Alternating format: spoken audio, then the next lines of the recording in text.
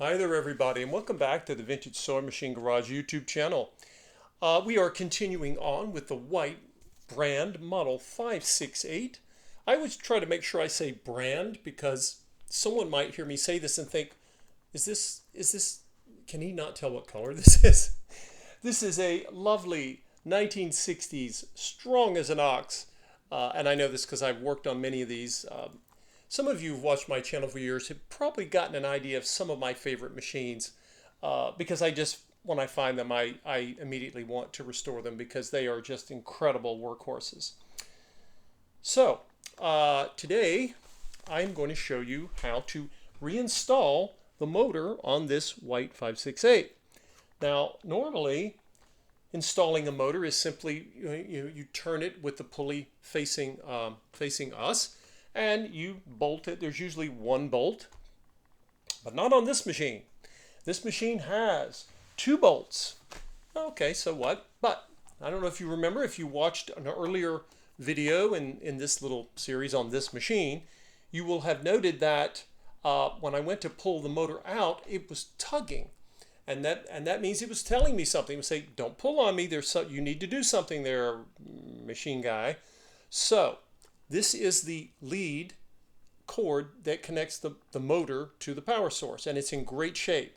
So what was happening was the cord comes up from the bottom of the machine, and you will see, because we're going to go back when we reinstall this, that cord had to be released from a bracket that was holding it in place. The bracket is there for a reason. So this cord, I'm going to pull you guys up closer because I need you to take a look. I want you to see where this cord is going. All right, so let's get a little more height here, and then I'm going to turn. Okay. So get my flashlight. It's a little tough to see, but if you see that cord goes into a hole right there, right where my finger is, there's a hole in the upper portion of the bed of the machine. And that cord goes there. And this was White's way of keeping it out of the way, because remember, you've got moving parts up here. Every machine manufacturer engineered machines to make sure electrical cords did not get in the way and did not get damaged. And this is how White did it on this model. So again, I'm going to basically feed the cord back down into that opening, because that's where it came out of after I released it in an earlier video. If you haven't seen that video, you're welcome to take a look. And you may have to wiggle a little bit, because there's a looking to see there's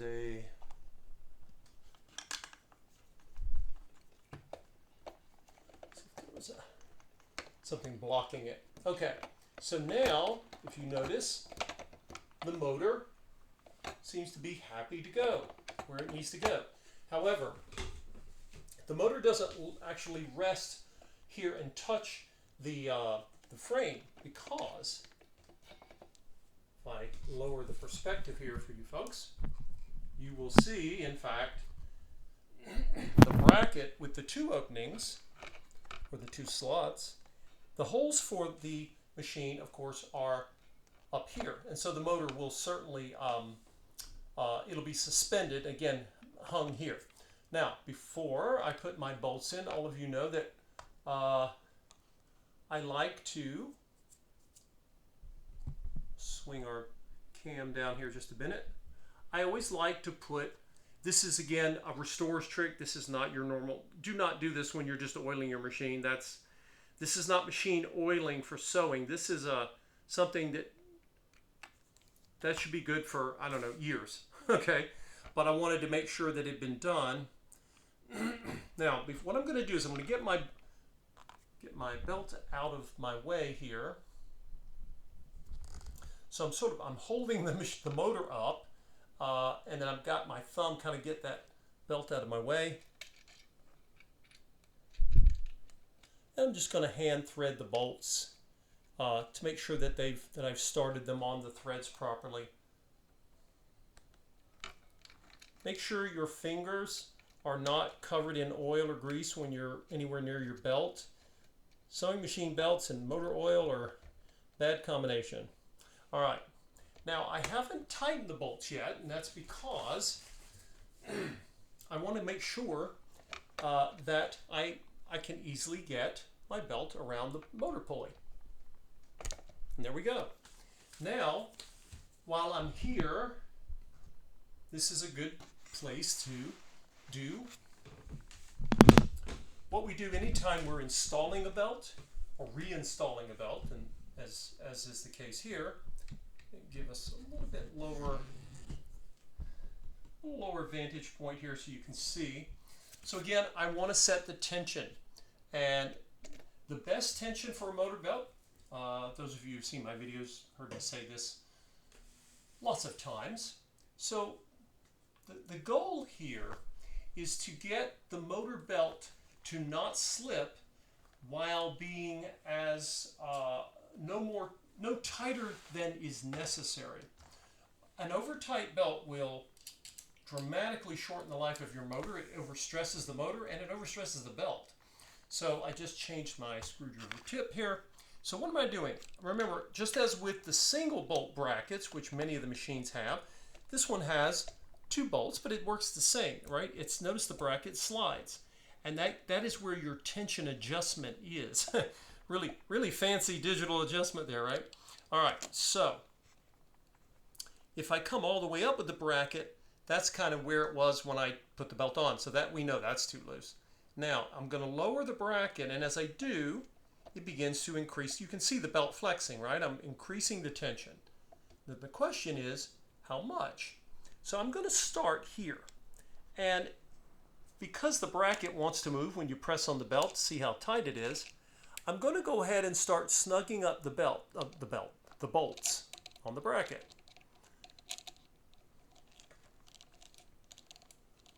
And sometimes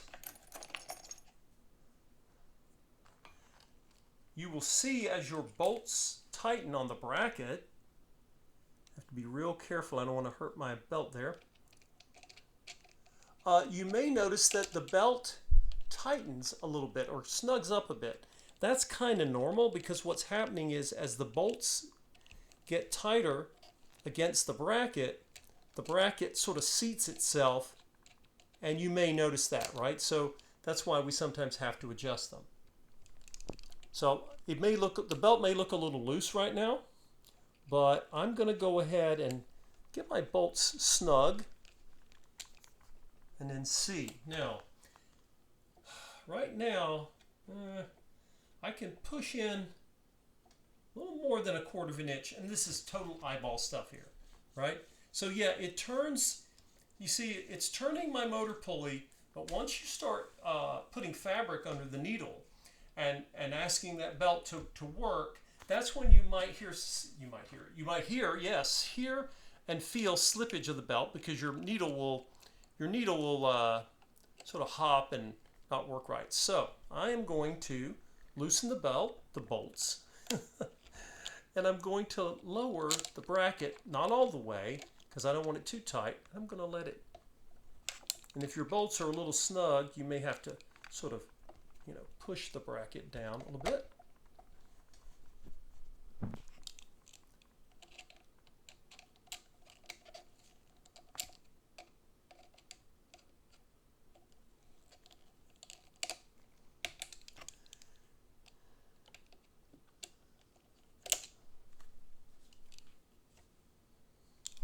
So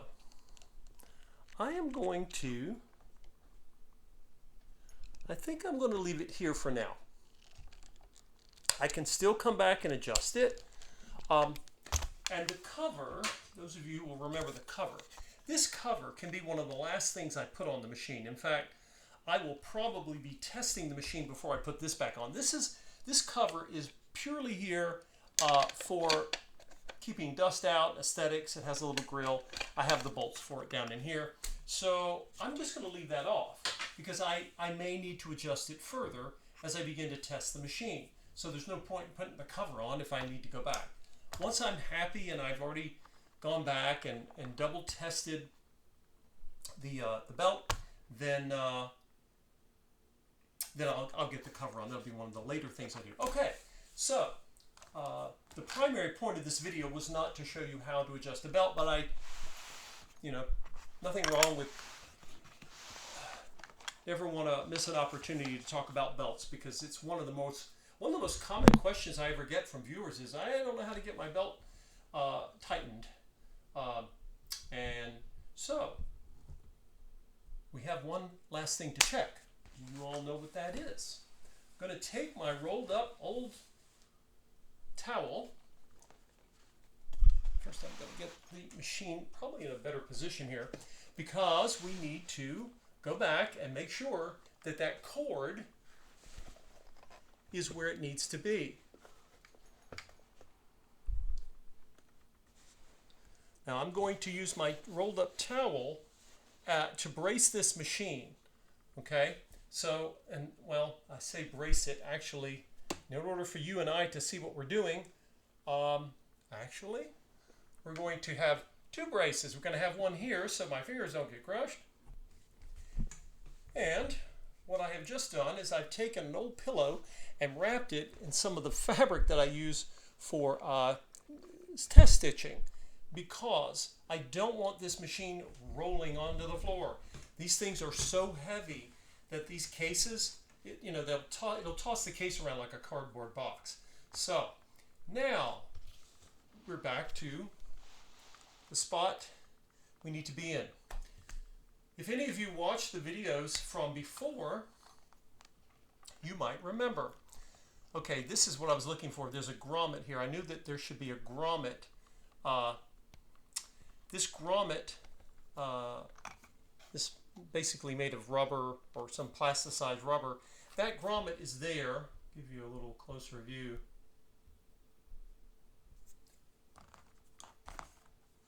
The grommet is here so that the cord has something to push against.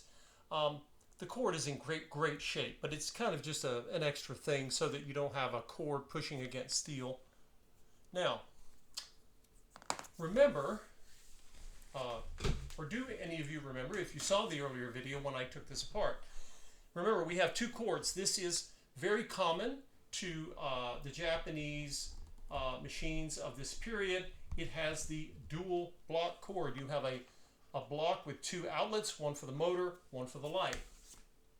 So we have two cords coming. This one that has the extra insulation jacket, I'm not sure why they did this with the light cords, but they did, or they often did it. It is here, and it's coming,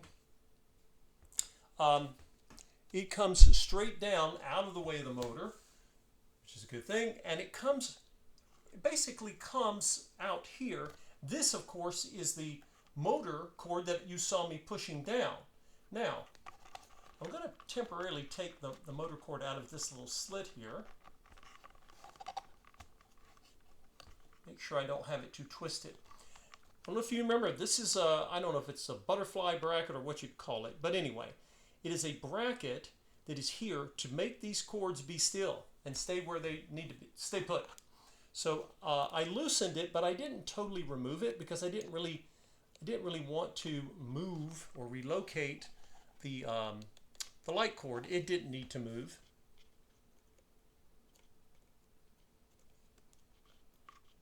And this red thing is, I don't know what that is. It's probably an insulating layer. And so what I'm going to do is I snugged it back so it wouldn't flop off while I was working on the machine. So I'm going to loosen it again, and then I'm going to slip the power cord back in to the bracket, which is where it was, and make sure when you're doing this that you, in the process of loosening this to get the power cord in, don't let the light cord flop out on you. That would not be very useful.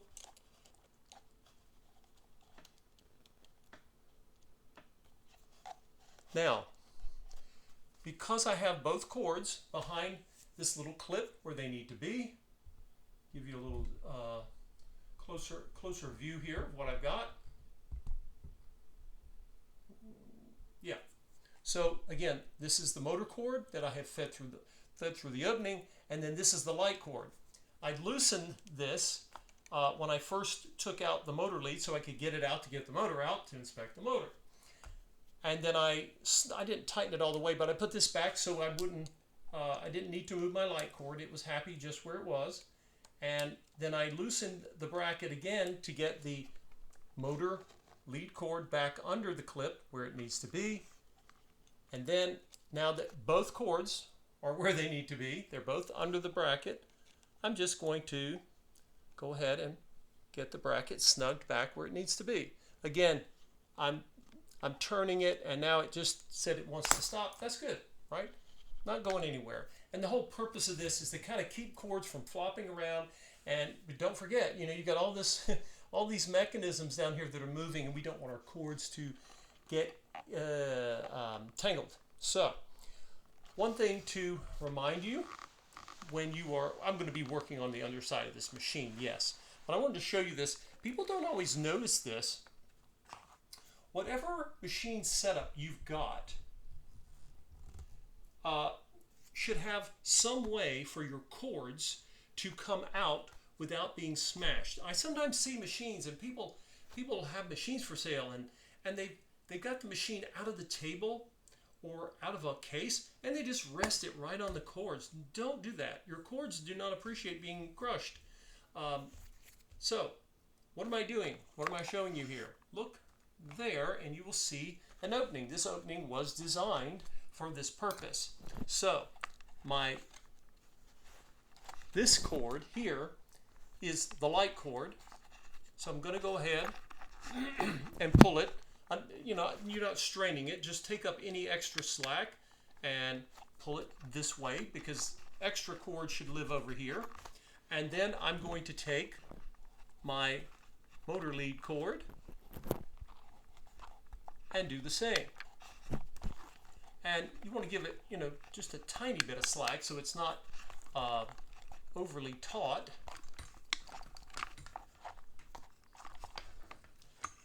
And that is why this is here. If you've ever wondered, why is that slot there? It's there for a purpose. All right. Well, there you have it, folks. You are looking at the looks like the capsized view of the White Sewing Machine Company's incredible super deluxe, as the Japanese often like to call them, model 568. And we will talk more about this machine. Again, there are certain machines I never get tired of restoring, and this is one of those. White sewing machines from this era and other eras can be fantastic. They don't always bring the same prices that Singer machines do. Back in the day, White machines were not cheap to buy, and they were very popular. It was a very reputable brand, second only to the Singer Company. That's how big White was. White Industries, they originally made automobiles. For many generations, they made heavy trucks.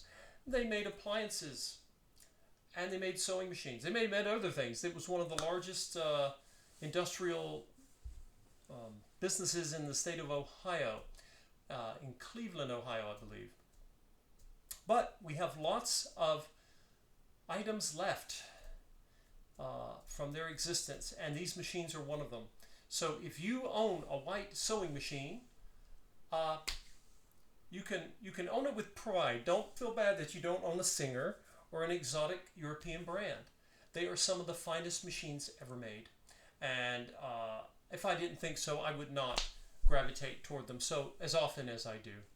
So anyway, thank you all for staying with me as I go through this machine, and stay tuned because I will be covering more of the machine, talking about all of its wonders. I have a lot of work to do yet to get the machine unstuck. This machine hasn't been used in a long time, and at some point when I demonstrate the machine, for those of you who have not already guessed why this bobbin winder mechanism was clutch release was so complex compared to what we are normally used to seeing, I will definitely cover that when I make the debut video of this incredible and rather expensive machine from circa 1962-63.